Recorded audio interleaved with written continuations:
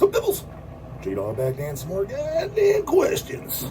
At least the piddly dick that came in. Not too many. Couple paid skis today. Game one last night. And then I got 3 old order questions. So let's see if the dog can drag these out. Stretch them out. Get them in, bras. David M. said 50 USD. My kind of bills. Big bills on the outside. Making up for this friggin' drought. What's up, J-Dog? Out of the bands who did come back, albums, we're back. You know, that type of deal. Which, in your opinion, are the best? That's actually get that fan on me. God damn, is this toasty in Ohio? Holy shit, Scaroni.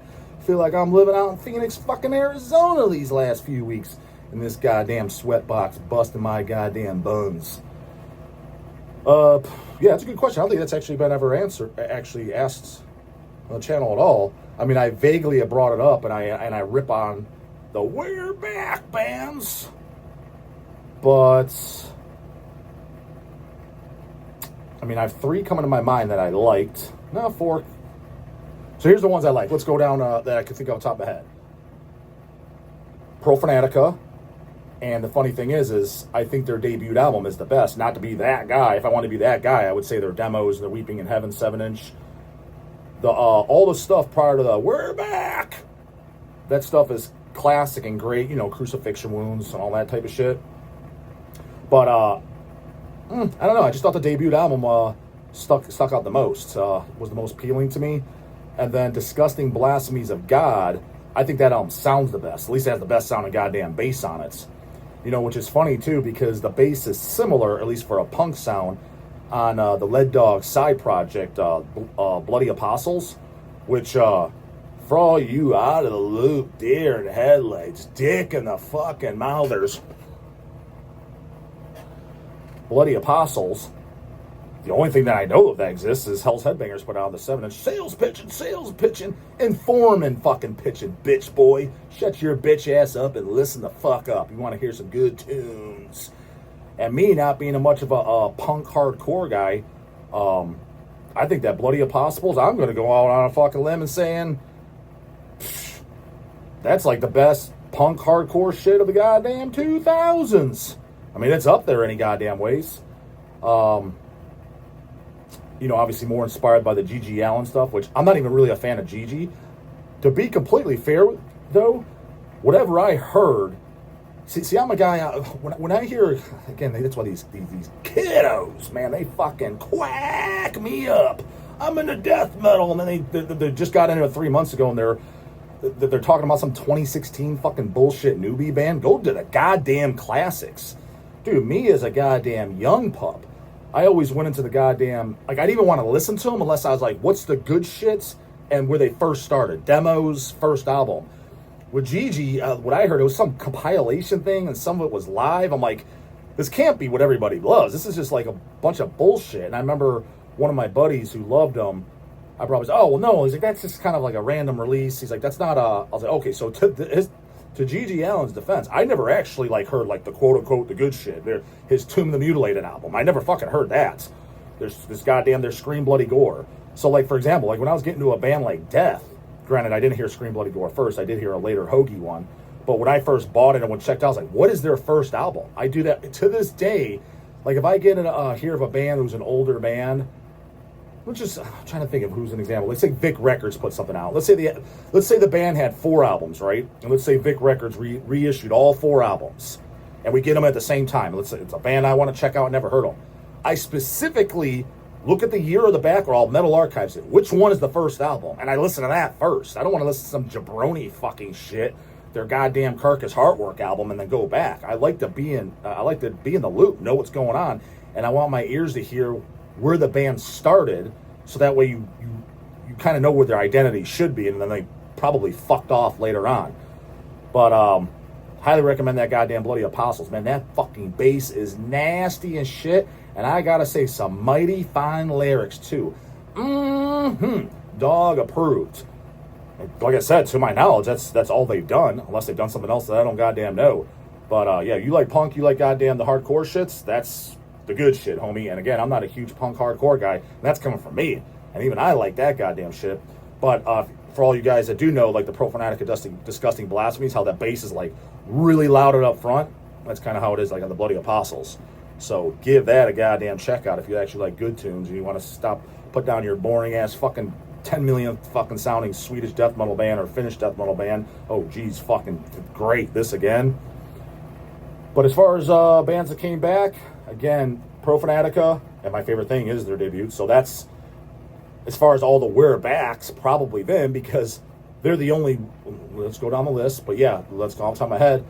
They're the only we're back band where the we're back release was the best goddamn thing they did. Suffocation, I do like Souls of the Night. Funny thing is, dude, I didn't even listen to that until like 5 years after it came out. I'm like, oh god, these goddamn homeboys are fucking back. Granted, I did like everything up to the prior thing before they left. It's funny because I like Despise the Sun and shit, which is an EP. Dave Coolross on drums, goddammit. Like I like that way more than I like Pierce from Within or Breeding the Spawn. I think those are the, well, as far as before comeback shit, I think those are the goddamn worst albums. As opposed to Pierce, a lot of people, that's the best one. That's when you know you ain't listening to a fucking real, you're not talking to a UG death metaler. You're talking to a goddamn commercial butt rock fucking death metaler. Nobody thinks Pierce from Within is better than Human fucking Waste, other than fucking, douche rock fucking death metalers. What do you mean, dog? Because it's more of just a commercial album, dude. Human Waste, it's raw, it's nasty, it's catchy. Why do you think they re-recorded every goddamn song? Because they're running out of goddamn ideas. Like, let's just start grabbing these goddamn songs. Like, dude, I mean, for fuck's sakes, you're gonna honestly tell me there's any song on Board from Within that is better than Infecting the Crypts? The title track, Human Waste. You're telling me there's any song on fucking Board from Within? Again, I do like the album, but compared to Human Waste, it's a fucking snooze fest, homie. There's nothing that even comes close. Those are my two favorite songs, the title track, Human Waste, and Infecting the Crypts. But, dude, A Mass Obliteration, Catatonia, I mean, Jesus fuck, dude. It's one of the greatest goddamn death metal fucking records ever written. Heavy as shit, and Mullen's vocals, dog fucking approved. Before all these goddamn wiggers got into the fucking band, too. But, nonetheless, I did like Souls of the Night. Again, it's not their best thing, but yeah, I did like it. Oh, just for the record, I do like Pierce from Within more better than Souls of the Night. But nonetheless, I liked it because like I said, first 5 years, I didn't even listen. I'm like, oh, this is going to lick balls. Why? They're back. Give me a fucking break. Why'd you leave, you bunch of posers? That's what I was thinking for them. Possessed. As far as the We're Backs, not counting Pro Fanatics, because that's my favorite thing, is the We're Back album. Possessed, I was really impressed with because I did listen to it when it first came out, but I was like, this is gonna lick fucking balls. No way is this gonna be fucking good. I thought it was. I think the album's really good. As a matter of fact, I'm gonna go out and say it. Said it in fucking minutes. I think the Possessed We're Back album, I think that's better than Beyond the Gates and goddamn Eyes of Horror. What the fuck is this goddamn Dumbo talking about, dude? Don't get me wrong, I do like Beyond the Gates and Eyes of Horror, but dude, they are a massive downgrade from Seven Churches. At that point, yeah, I do kind of think those are thrash metal albums, not a death metal record. Doesn't have the goddamn dark sound. You can tell, like, it's starting to get a bit more talented. I'm not into this America's Got Talent, brah. I wanted fucking evil sounding tunes. The goddamn Satan's Curse, homie. Covers were fucking shit. And it just has a very bland sound to it. But again, I do like them. Good albums. Listen to them at least once a year to dates. But I thought, as a whole, I think the comeback album's better. Now, for nostalgic reasons and drilled in my head, I know Eyes of Horror and Beyond the Gates more, and I might like, say I'm at Possessed is playing live, I'm going to probably get more into those songs just because I know them more. But when I compare it for what it is, forget time frames and first heard it, I think the comeback album is probably a better record. So, Possessed, and I was definitely impressed. Another one I was really impressed by was Pentagram Chile. They just actually did a new album last year, so I thought it was good. But I thought the first album was better, and because all they did was just that demo. And it's funny too when people talk about Pentagram. I'm like, I like the Deathmetal Pentagram, homie, from fucking Chile. I don't give a shit about your goddamn grandpa fucking dad rock Pentagram. Don't get me wrong. The what's the album? Relentless or whatever. They're again, probably their most popular album. That is good. I was really late to the game. You know, I listened to the reissue LP that came in through Hell's. Never officially picked it up, but actually I think I might, because I listened to it 2 or 3 times in the shop. I was like, I'll admit, this is good. Because I'll give you a story about Pentagram. My first listen, again, I was always a Chilean guy. I always know there's the U.S. one. And the first thing I heard, I'm almost positive it was that thing that Relapse Records put out. There's a Volume 1, Volume 2. If it wasn't one of those things, it was when they first put it out. I remember we were still, it was me, Easy, and Sea-Dog. We were doing Hells out of the house that we bought together. You know, we moved out of our parents' house, and we did Hells out of a house that we lived in together, right? So that was, I mean, we've been out of there for, I don't know, 15 years or some shit. So it was back in those days. This is when I heard it. But I'm almost positive it was one of the Relapse releases. And that was my first thing. I was like, holy fucking shit, this is gay as shit. This is that band that everybody says, Pentagram, the heavy metal, fucking goddamn, the fucking kings. They're up there with the maidens and shit. Who's saying that, dog? I don't fucking know, dude. Around the time I heard a bunch of these Quakers saying stupid shit like that, I put on like, God damn, this fucking blows ass. There's like these bluesy riffs. And I think there might have been a few trumpets thrown in there. Again, going back fucking over 15 years. So I just remember it being ass fucking bad. Remember even Craig was there. Craig was working for us. He just probably started working for us maybe 1 or 2 years. He's like, this is fucking terrible. He's like, dude, there's no way this is what everybody loves. This has to be like their shit album or something. It's like, that's what I'm thinking. I was like, I gotta get on the benefit. I was like, this, I don't know what this is, a later album, but this is garbage. And then fucking for years, I was like, holy fuck.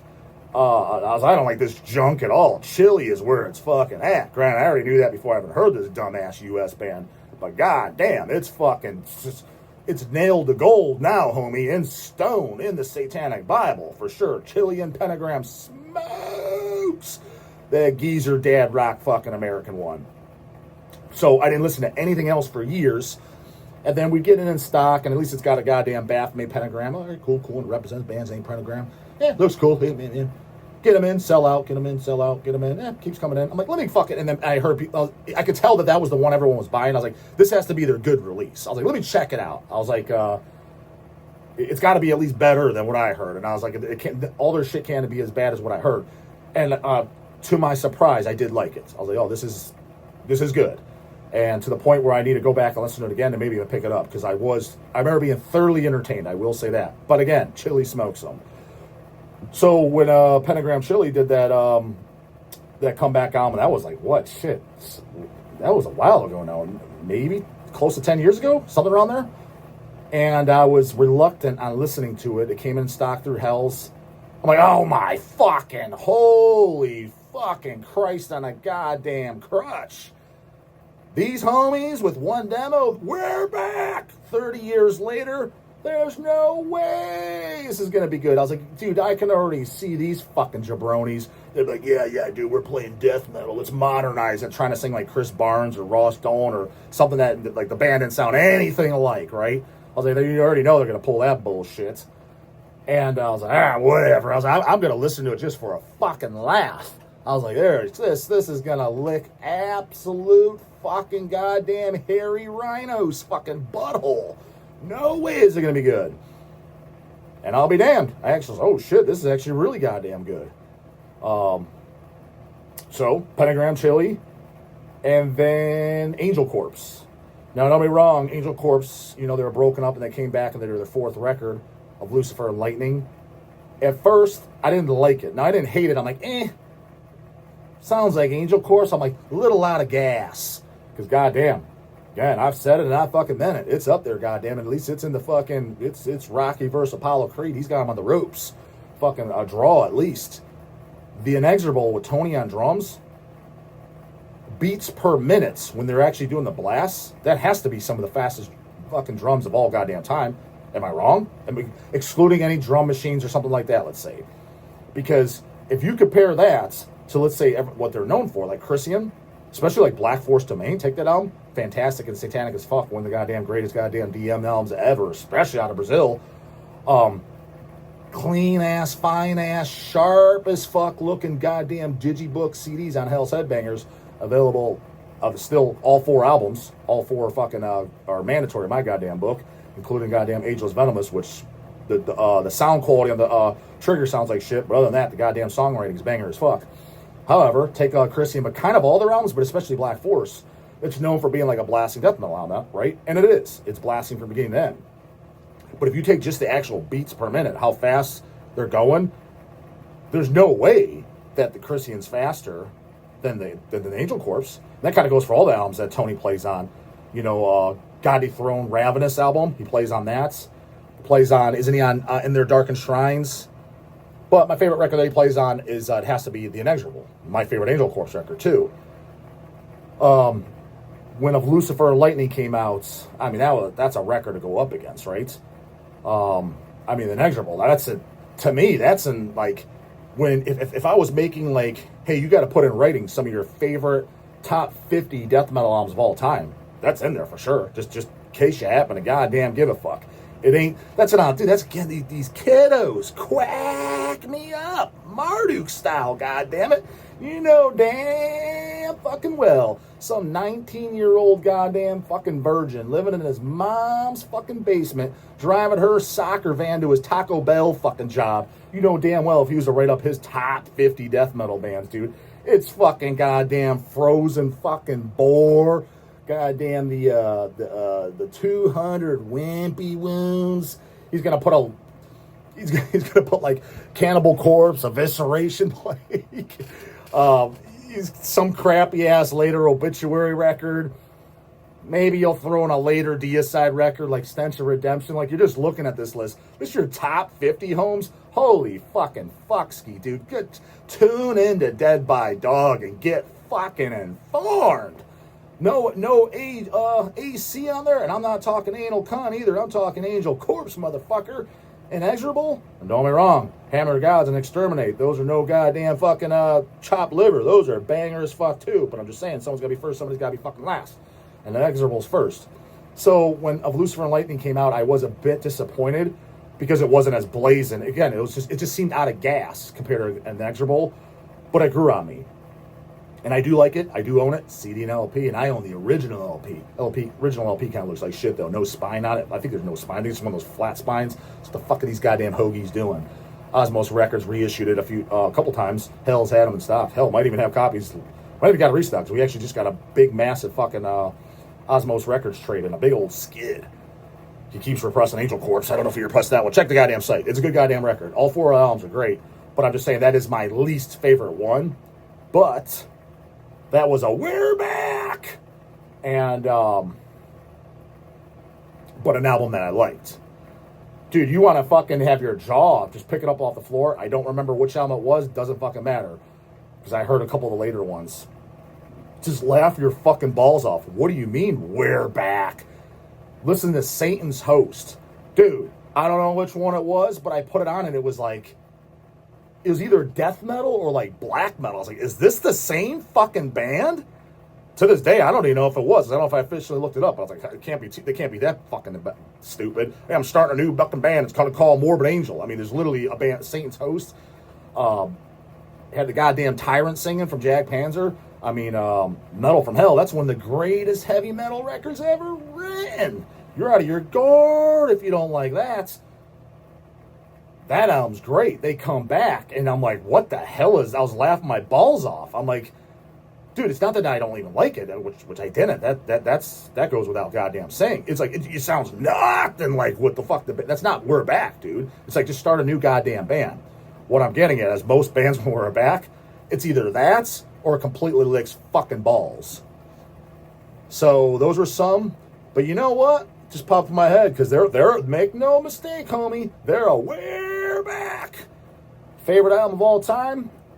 Again, I was just going on top of my head, and maybe I'm forgetting somebody, but it'd be kind of hard to top. Actually, 2 just popped in my mind. Be a toss-up. Favorite We're Back album is going to be either Merciful Fate in the Shadows, because they were gone, homie. Either that or Misfits, American Psycho, because I do like the 2 Michael Graves albums quite a bit. Then I like the Project 1950 album. Gotta say, dude, I re-listened to Devil's Reign a few months ago. I could clue that album kind of fucking sucks shit. There's 3 songs I like on it.